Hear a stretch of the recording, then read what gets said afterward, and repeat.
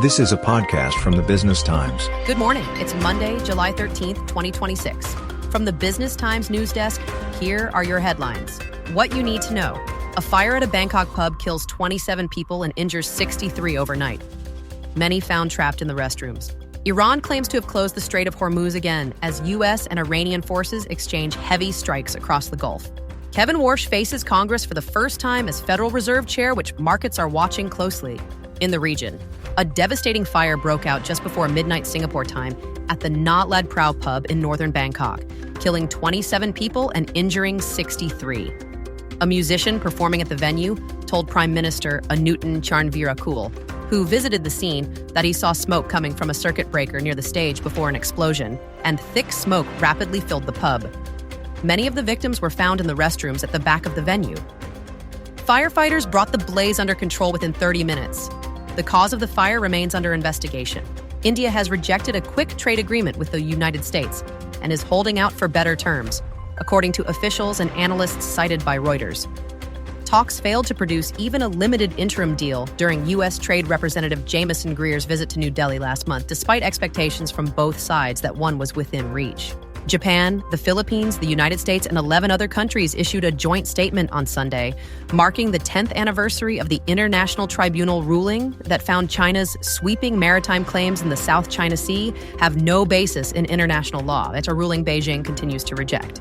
In world news, the Iran conflict intensified further over the weekend. US and Iranian forces exchanged heavy missile and drone strikes, with Iran targeting U.S. military facilities across multiple Gulf states on Sunday Singapore time and claiming to have again closed the Strait of Hormuz. The renewed violence casts further doubt on the future of the Memorandum of Understanding signed last month, which aimed to reopen the strait and end the war after a further 60 days of negotiations. Europe reported more than 10,000 excess deaths during the record-breaking late June heatwave, according to data published by Euromomo, the European Mortality Monitoring Network backed by the World Health Organization. More than 9,000 of the deaths were among people aged 65 and above in Singapore. Singapore's Personal Data Protection Commission has proposed new rules requiring organizations that use personal data to train generative AI models to issue specific notifications to affected users, rather than relying on broad privacy notices. The Commission said the measure is a safeguard against consumer data being used for unforeseen purposes, such as financial profiling. In companies and markets, oil jumped this morning on renewed Gulf hostilities.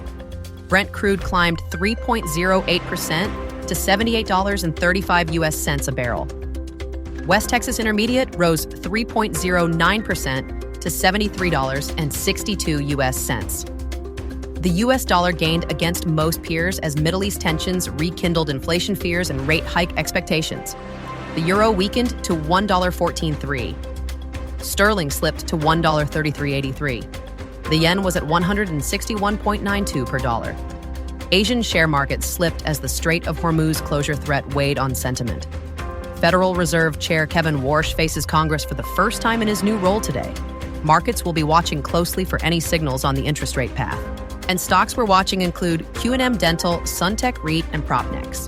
For updates throughout your day, visit bt.sg. And don't forget to check in with our wrap podcast, Market Focus Daily, at 6 this evening for the day's market movements.